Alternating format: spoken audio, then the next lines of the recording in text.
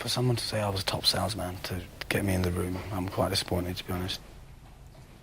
You thought you were the top salesman? I know, you said that to me. I said you were a good salesman. This Syed fellow is like a parrot. He's like repeating exactly what I'm saying. Shut down. You don't think you should be in this room? I don't think I should be in this room, Sir Alan. You think it's a personal choice, this man? I think it's a personal choice, 100%. Why shouldn't I get rid of you? Because I have the potential to be the apprentice. Are you going to wind up any of my employees if you come and work for me? I will add value, and that is my only interest. Now, in doing business, if I upset someone with the right suggestions, I mean, all throughout the process, every time I've made a suggestion, I've been shut down.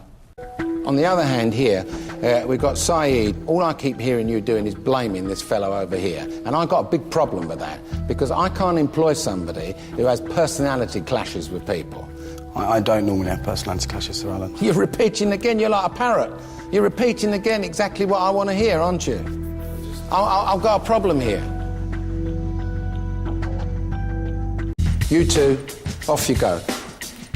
I've got your card, Mark. What about you? You're being very quiet at the moment. What I would have expected at this point is the project manager to step in and say, guys, well, listen, you know, I really do think this is unrealistic. Let's look at different options. Now... Hold on 1 second. Very, very simple, yes or no answer. Was you the one that was masterminding the production, for want of a better word, in the kitchen? Yes or no? Yes, Sir Alan. How many pizzas did you end up making? 9 pizzas, Sir Alan. 90. I heard you bought 100 chickens. Yes. 1 chicken per pizza, is that right? It was dictated to me by the chef. Dictated by who? By the chef. But the chef said buy 100 chickens? You sure? Sir Alan, no. I took down 100 as a quantity, and that was it. You know, like people, there's little chickens and big chickens. And I heard that they lumbered you. They were very big. You messed it up, didn't you? You messed it up. I've learned a lesson, Sir Alan, definitely. I'm bloody sure you've learnt a lesson. There's no question of that. It's a wonder why the lesson came so late, because from what I can understand, you've been in the restaurant business before, haven't you? I have. I've managed restaurants. So you managed under Marco Pier White or something, the Titanic. There's another bloody disaster you're in now. You think Syed should be fired, right? And Syed, what's your opinion about this? Sir Alan, I strongly disagree. Well, I didn't expect you to agree. Exactly. I'm a born fighter. I put in 150%. You're not a born manufacturer, that's for sure. You put me into any situation, I'll give you 150%. I put you in the kitchen, mate. I put you in the kitchen. I gave 150%. You know, I put you in the kitchen, and what did you do? You made 20% of what you were supposed to make. He's that much from going out the door. You're that much from going out the door. Sir. You tell me why you should stay here. Because I'm a fighter and I will fight. I'm not interested in bloody fighting. You tell me about this task. The three of them head towards the boardroom door, leaving Sir Alan looking seriously displeased. Syed hangs back for a moment. Thank you, Sir Alan. Thank you for the opportunity. Cheeky bastard. Thank you for the opportunity. Yeah. Okay. And I'll come to you when I'm ready. Can he plan? No, because every decision that Syed was looking for, Paul made the decision. Am I talking to you? Sorry.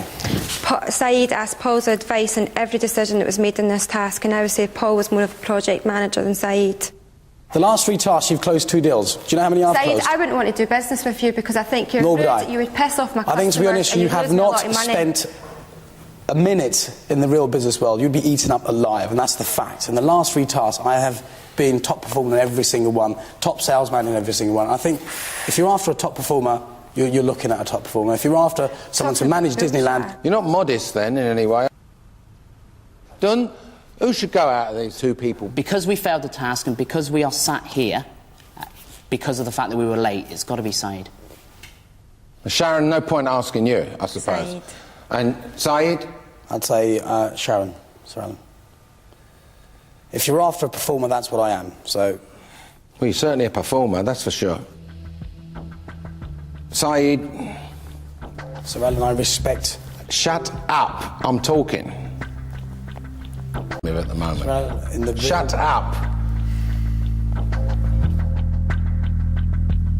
You turned up with the wrong set of keys, Syed, didn't you? Yes, basically, it was a misunderstanding between me and Dunn, okay? He said to me that there was a key. It's not his fault, or... Not at all. It was a misunderstanding. Finish and yes, I turned up but then we rectified the situation because You had no we're all keys. You concentrating turned up to show a flat and you had no keys So, Alan, to get I in. kept the rapport Did going. you turn up to a flat with no keys to get in, yes or no? Wrong keys, yes. Before I left Syed that morning, I asked him The wrong keys, 3 separate yes, I occasions, did. do you have the right keys? There's a So you're not a detail man, are you? I make mistakes, yes, absolutely, and that was a mistake. It's an environment that I Well, haven't that's an been in improvement. before. That's an improvement for you. It's the first time in the past 9 weeks I've heard you say you make mistakes. Well, if I don't know the answer, I'm not going to blag it. It's as simple as that. I'm going to ask.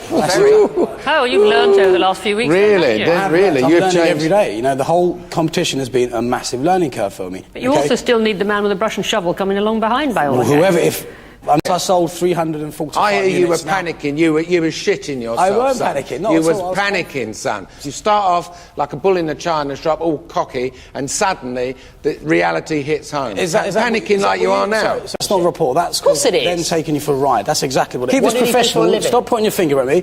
Keep this professional. The bottom line here is, mate, you couldn't close a barn door even if you tripped over it, okay? As simple as that. So... He's unbelievable, this geezer, honestly. Tell me one more time then. Why shouldn't I fire you?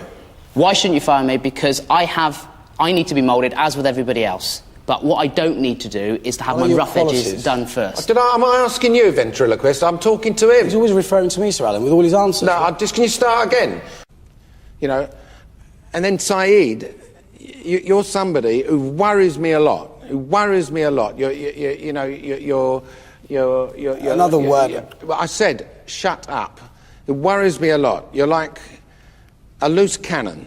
I don't need loose cannon in my organisations. I certainly won't get on with a bloke like you who keeps talking about how great he is and what he's done and what he's achieved. So, as far as I'm concerned,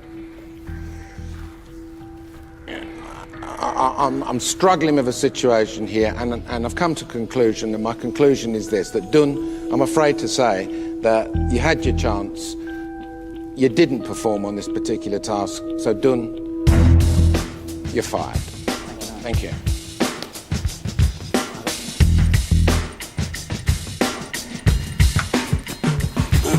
I mean, Sir Alan, Bye. Ta-da.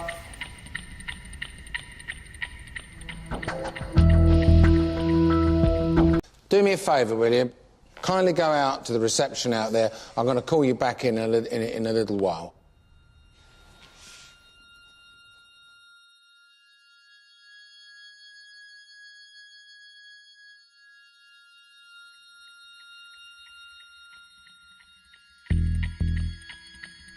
God forbid that he should win this thing. You'll have endless trouble. You know I like trouble, mate. I You don't want any more courtroom drama. You've got to hand it to him.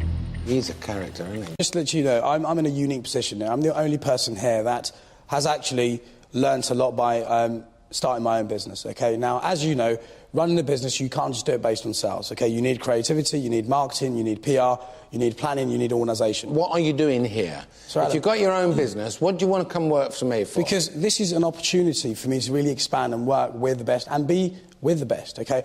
I've looked at your past, I've looked into it, not in a massive amount. I personally think that we've got a lot in common in regards to my sort of ethos. I mean, I learned everything the hard way. I was chucked into the deep end. The way I recruit, the way I do business is old-fashioned, and that is you work hard, you play hard, you make money. That's where I'm coming from. So am I one-trick pony? So I don't know, and I've proved it. So you're still batting for this job? Absolutely. Absolutely. Listen, Syed, I've observed you on this task and over the past 10 weeks. I have said that there are some very good points that you have. I like the fact that you're very determined, that you want to, you're never going to give up. Side of you that I'm not getting my head around is this kind of what I call grasshopper brain mentality of just jumping and flipping from one thing to the other. Then there's this kind of credibility issue. It's whether what you're actually saying is kind of like bears any resemblance with the facts. For example, we had a raffle where people had to write their names on the back of the tickets. The raffle was my idea, by the way. Yeah, so I'm sure it was your idea. I'm sure. But I'm also sorry to say, Syed, despite some flashes of genius, you're too much of a risk for me. Syed, you're fired.